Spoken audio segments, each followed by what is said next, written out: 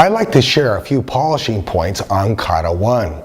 Kata 1 is not difficult, but we don't use the techniques as well as we could. Case in point, a lot of times when people use a wooden sword to begin with, they don't have a sheath, so usually they don't have to draw it. Start over again.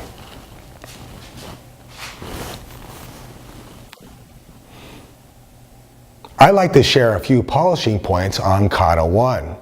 One polishing point is this: when we draw the sword out, we have difficulty making the first cut.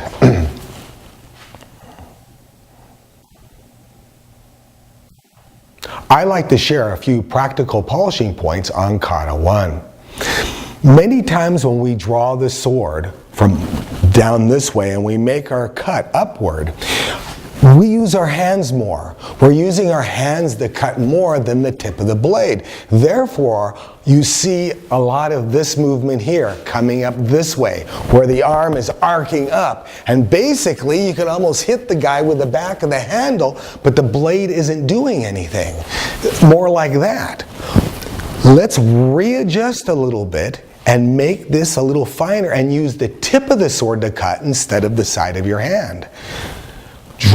Draw the sword, bring it out, turn it under, and then as you're bringing it up and stepping forward, bring it out and throw the tip of the sword outward and up, so you create a nice cutting pattern going upwards this way. If you can do this instead of this, you'll be able to reach out of your circle of influence and be able to get your opponent. The secret now is how do I go from here to the second cut? Take your elbow here and just pull it down. And then it will set it up above your head this way. Reach in, making sure that your grip is a little bit tighter, your thumb and forefingers together.